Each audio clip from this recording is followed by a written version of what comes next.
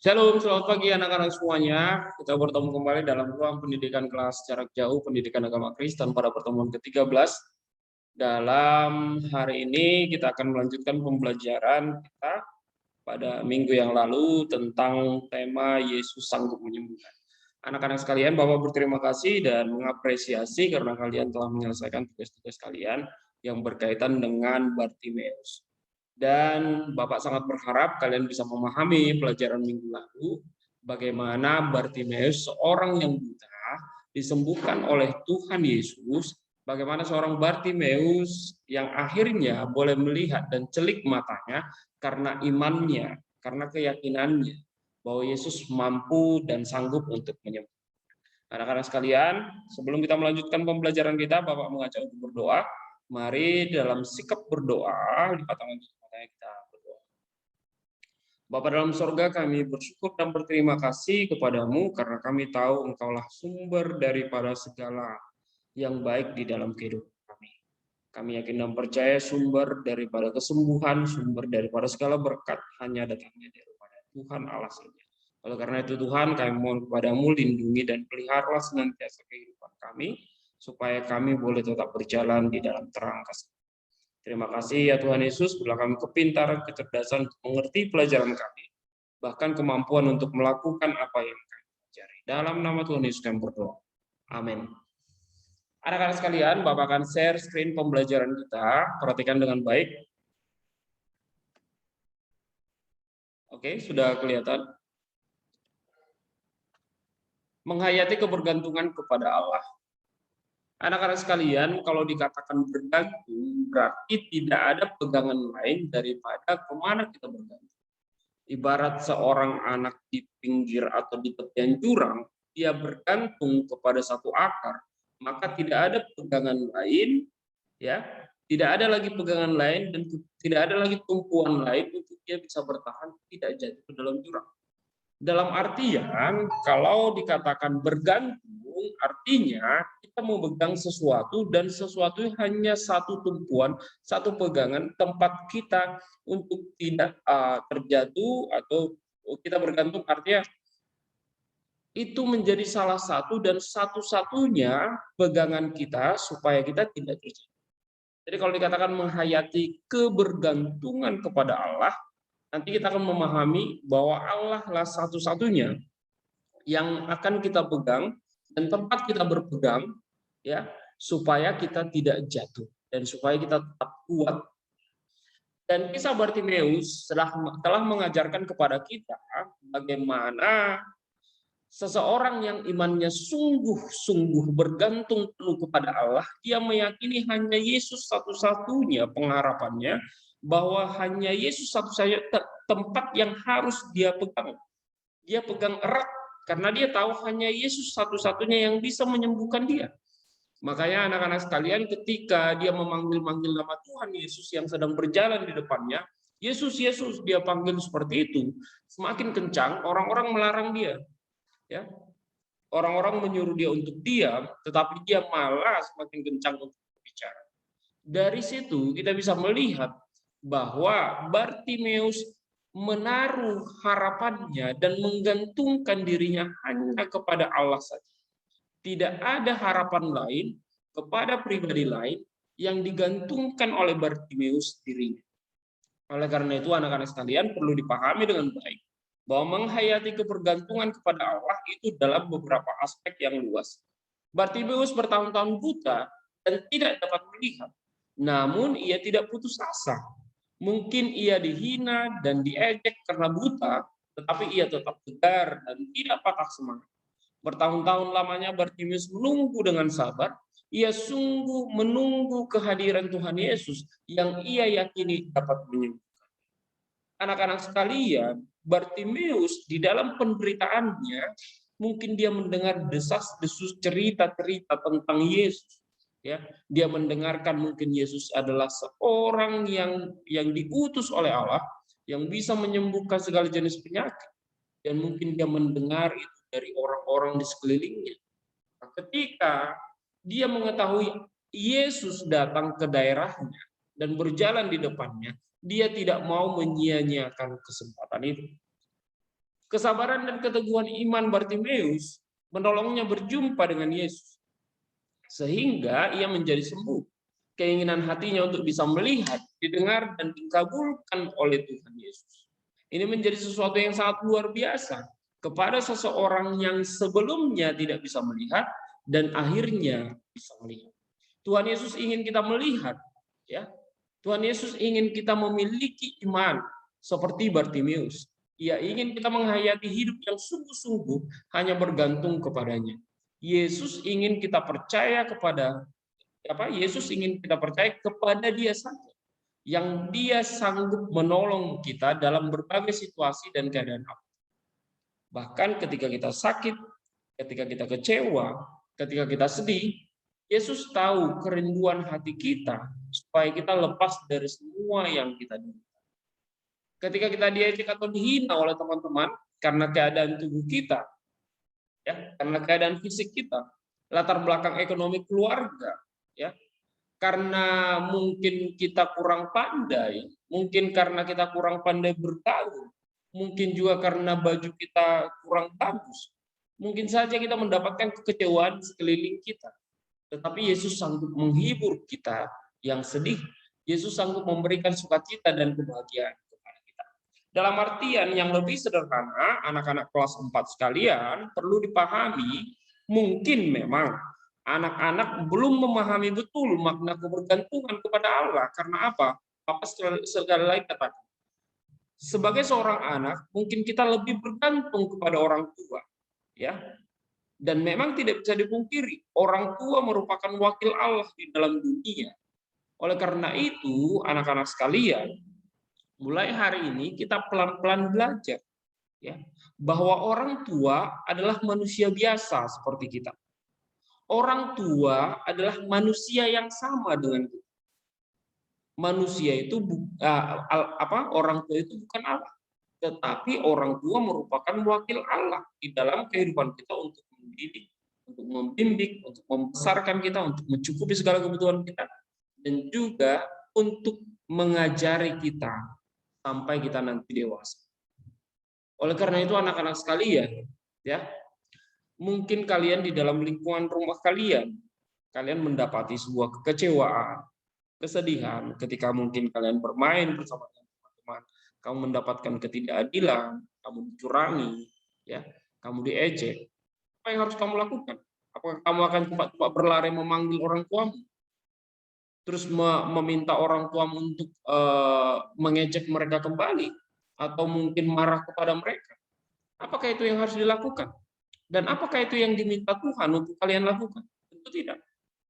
Ketika ada seorang anak yang jahil kepadamu, terus mencubit kamu atau bahkan memukul kamu, karena orang tua kamu bergantung pada orang tua, terus kamu cepat-cepat memanggil orang tuamu, ya, terus berusaha berharap orang tuamu akan memarahi mereka, bahkan melakukan hal yang sama kepada mereka. Apakah itu yang dikehendaki Tuhan bagi kita, anak-anak kelas 4? Tentu tidak. Bentuk daripada wakil Allah di dalam dunia, di dalam diri orang tua, bukanlah untuk membalaskan semua kekecewaan kita, untuk membalaskan semua kesedihan kita kepada orang lain, membalaskan semua kesakitan kita kepada orang lain. Tentu tidak. Ya, Bapak sudah katakan, fungsi daripada orang tua sebagai wakil Allah adalah untuk mendidik kita, membesarkan kita, mencukupi semua kebutuhan kita. Itulah bentuk daripada kebergantungan kita.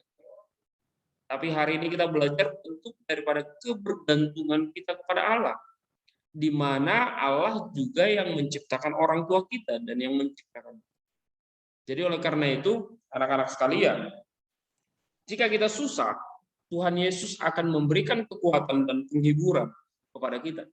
Di saat kita tidak ada jalan keluar, kesulitan yang kita hadapi, Yesus akan memberikan pertolongan.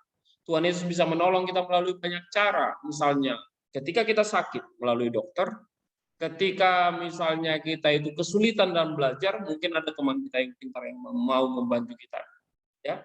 Ketika kita kesulitan dalam bermain, ya, mungkin ada teman kita yang bisa membantu kita. Ketika kita kesulitan di dalam mengerti sebuah pelajaran, mungkin guru kita yang menjadi penolong. Jadi oleh karena itu anak-anak sekalian perlu dipahami dengan baik bahwa manusia, kita sebagai manusia adalah makhluk sosial yang tidak bisa hidup tanpa bantuan orang. Coba bayangkan kalau hanya kamu sendiri yang menjadi manusia di dunia. Jadi makanan nyamuk pun kamu kurang. Ya. Karena banyak manusia, makanya nyamuk nggak makan satu orang saja. Oleh karena itu anak-anak sekalian, manusia adalah makhluk sosial, ya, yang hidup harus membutuhkan orang lain. Sebagai contoh, kamu anak sekolah membutuhkan guru sebagai pengajar, ya, membutuhkan teman dalam bermain, membutuhkan orang tua. Kamu mau makan sesuatu, misalnya mau makan nasi padang, membutuhkan tukang nasi padang, tukang warung nasi padang. Kamu membutuhkan mainan, harus ada seseorang yang bisa menciptakan mainan. Kamu mau bepergian, harus ada supir yang membawa kamu. Kamu mau naik pesawat, harus ada pilot yang membawa kamu. Karena tidak mungkin kamu bisa melakukannya semuanya sendiri. Oleh karena itu, anak-anak sekalian perlu dipahami dengan baik. Ya, Yesus berkata kepada murid-muridnya, dalam dunia kamu menderita penganiayaan, tetapi kuatkanlah hatimu. Aku telah mengalahkan dunia. Dalam artian, anak-anak sekalian, anak-anak kelas 4, bergantunglah sepenuhnya kepada Tuhan. Seperti apa, Pak, caranya? Seperti apa sih ciri-ciri hidup anak yang bergantung kepada Tuhan? Yang pertama, anak-anak yang bergantung dan menggantungkan dirinya kepada Tuhan dan hanya Tuhan satu-satunya yang menjadi pegangan kehidupannya, maka itu akan tercermin dari kehidupan. Yang pertama, dia akan rajin untuk membaca Alkitab. Mengapa? Karena tubuh kita ini terdiri dari dua, anak-anak. Yang pertama, tubuh jasmani, yang kedua, tubuh rohani. Tubuh jasmani kita, kalau lapar, ya, kalau lapar, apakah kamu punya tenaga? Apakah kamu punya energi untuk lari ke sana, lari ke sini? Tentu tidak. Oleh karena itu, untuk kamu mempunyai energi, ya kamu harus makan. Apa yang kau makan? Ya makan nasi, makan roti, makan macam-macam. Yang kedua, tubuh kita adalah tubuh rohani. Tubuh rohani ini bersangkut paut dengan keimanan kita kepada Tuhan. Kalau iman kita ini, tubuh rohani kita ini harus diberi makan juga. Dengan apa? Dengan membaca firman Tuhan sebagai makanan.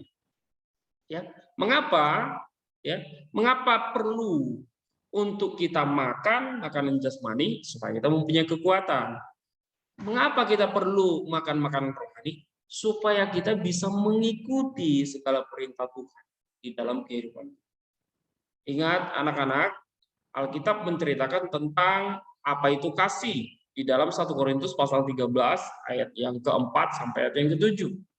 Di dalam Galatia pasal 5, 22 sampai 23 diajarkan apa itu buah roh. Gitu. Coba bayangkan kalau kalian tidak pernah memberikan rohnya kalian makan, maka roh itu akan semakin kecil, semakin kecil, semakin kecil. Maka yang semakin besar adalah tubuh kita, karena kamu banyakkan makan. Maka ketika tubuhmu yang akan semakin besar, maka perbuatan-perbuatanmu tidak ada lagi yang mengontrol. Gitu ya. Tanganmu akan lebih suka melakukan hal-hal yang sifatnya tidak baik. Mungkin kamu akan gunakan pukul teman, mencuri. Mulutmu akan lebih suka untuk menyakiti orang lain, bukan lagi memberkati orang lain atau berbicara hal yang baik. Matamu akan lebih suka melihat hal-hal yang tidak benar. Telingamu akan mendengarkan hal-hal yang tidak baik. Kakimu akan kamu pergunakan untuk sesuatu yang tidak baik. Tapi ketika kita senantiasa rajin, bentuk daripada ketergantungan seorang anak ya kepada Allah, dia akan rajin membaca Alkitab. Maka dia baca Alkitab, rohaninya semakin besar, rohaninya semakin besar. Jadi jangan badannya saja yang semakin besar, ya, rohaninya semakin besar. Akhirnya rohani yang besar ini akan mengontrol seluruh kehidupan kita, mengontrol tangan kita, karena kita sudah baca. Gunakanlah tanganmu untuk hal yang baik. Kita mendengar juga di gereja, hati-hati gunakan tanganmu, maka tangan kita akan senantiasa terkontrol oleh iman kita kepada Tuhan.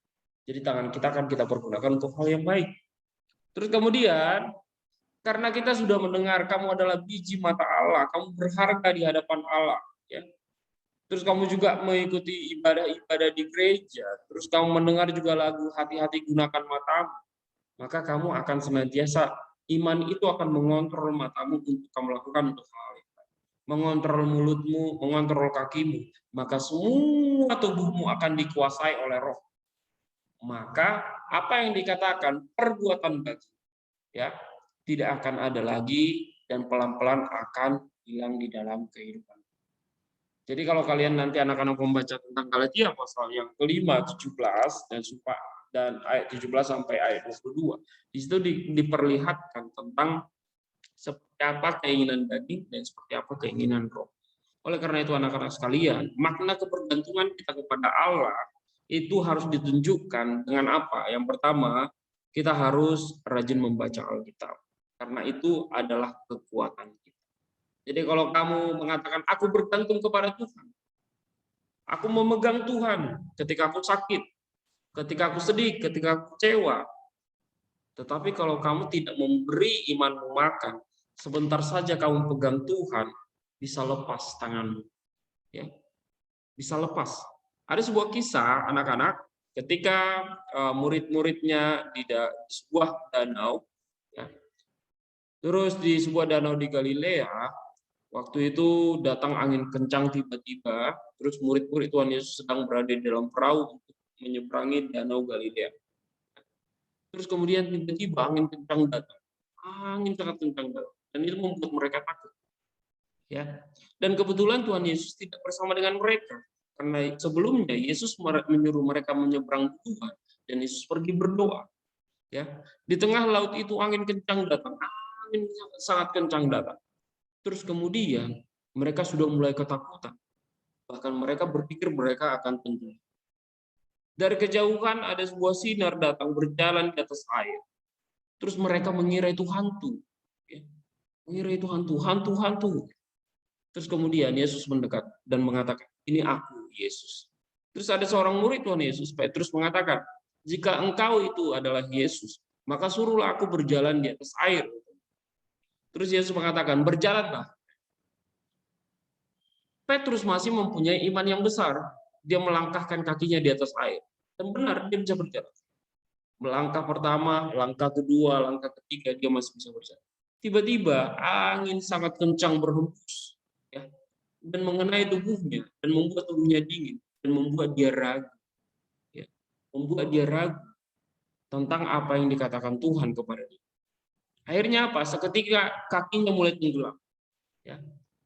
Dan hampir tenggelam, Tuhan Yesus menangkap tangannya dan mengangkat dia, membawanya ke dalam. Anak-anak sekalian, bagi kita anak-anak kelas 4, maka kita harus mulai pelan-pelan belajar firman Tuhan, membaca Alkitab secara rutin, ya. Kalau kita di sekolah, Bapak selalu membuat jadwal membaca Alkitab secara rutin. Maka dengan demikian, pelan-pelan kita juga akan diisi oleh hal-hal yang baik berasal dari firman Tuhan. Iman kita juga semakin tinggi. Maka ketika kita dikecewakan oleh teman kita menangis, kita merasa sedih, rasa sakit hati kepada teman kita merasa diejek, bahkan mungkin di keluarga kita merasa kita dikucilkan. Kita tahu bahwa Yesus bisa menyelesaikan masalah kita. Ya, bahwa Yesus yang paling besar menjadi sumber pertolongan kita yang bisa kita pegang, bergantung sepenuhnya kepada Dia. Dan kalau kita selalu memakan makanan rohani, yakni Alkitab, maka tangan kita akan dengan kencang memegang Dia. Dan kemana Dia pergi, kita akan ikut ke situ. Dan Dia akan membawa kita untuk lepas dari semua yang kita pikirkan dan kita alami. Mungkin anak-anak kelas 4 berpikir, Pak, aku tidak punya masalah. Apa sih masalahku, Pak? Aku tidak punya penderitaan. Iya, tetapi berdoalah untuk orang tua. Berdoalah untuk orang-orang yang kamu kasihi. Karena kamu tidak tahu apa yang sedang dialami orang tuamu saat ini di tengah-tengah keadaan seperti itu. Jadi Yesus mengingatkan kita agar kuat dalam menghadapi masalah yang berat dan sulit sekalipun.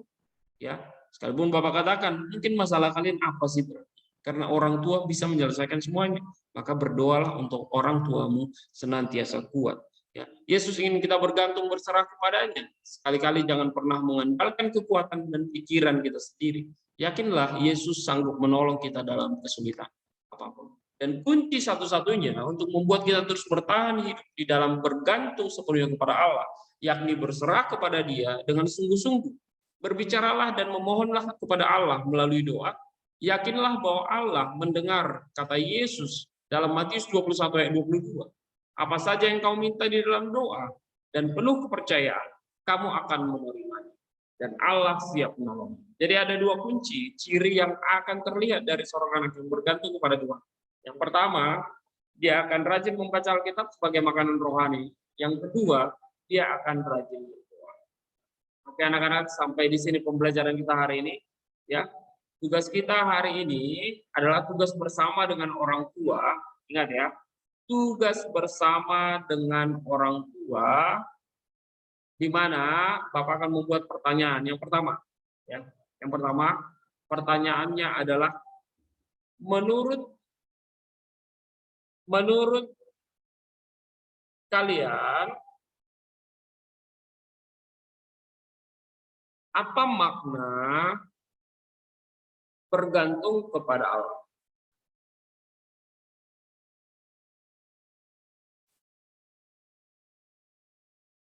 Yang kedua, kamu tanyakan kepada orang tua, apa yang dilakukan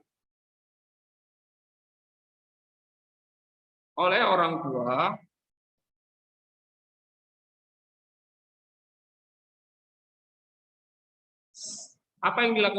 tua kita sebagai bentuk bergantung kepada Allah?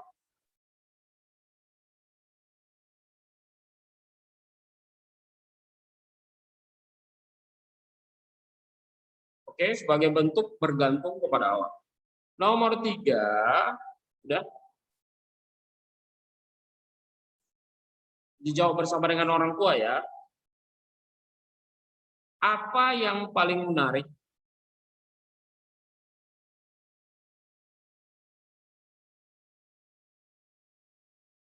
yang kalian dapatkan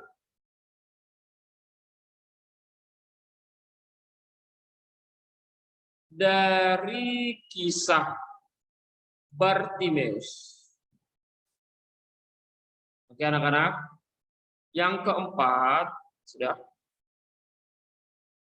Tulislah ayat Alkitab dari Yohanes 16 ayat 33 dan Matius 21 ayat 22. Oke, anak-anak sekalian, hanya 4 saja. Ya, ini tugas bersama dengan orang tua. Bapak minta tugas bersama dengan orang tua, jangan kerjakan sendiri. Kalau orang tuanya tidak mau kerjakan, nggak usah kerjakan. Ya, kasih tahu ke Bapak, orang tua saya tidak mau Pak, gitu ya. Harus dikerjakan bersama dengan orang tua. Oke, anak-anak sekalian, sampai di sini pembelajaran kita hari ini. Bapak berharap kita bisa mengerti makna bergantung kepada Tuhan, bergantung kepada Allah. Karena apa? Karena Allah satu-satunya yang patut untuk kita pegang, yang sanggup menyelesaikan berbagai persoalan di dalam kehidupan. Oke anak-anak, mari kita berdoa untuk menutup pelajaran kita. Bapa dalam surga, kami bersyukur dan berterima kasih karena kami akhirnya mengetahui bahwa hanya Allah saja yang sanggup untuk menyelesaikan segala persoalan di dalam kehidupan. Oleh karena itu Tuhan, ajari kami untuk berserah dan bergantung sepenuhnya kepada Tuhan. Karena sesungguhnya kami hanya manusia yang terbatas, yang membutuhkan Allah yang tidak terbatas. Tuhan, berkatilah orang tua kami, guru-guru kami, dan teman-teman kami sekalian. Hanya di dalam nama Tuhan Yesus kami berdoa. Amin. Oke anak-anak sekalian, sampai di sini pembelajaran kita. Tuhan Yesus memberkati kita semuanya.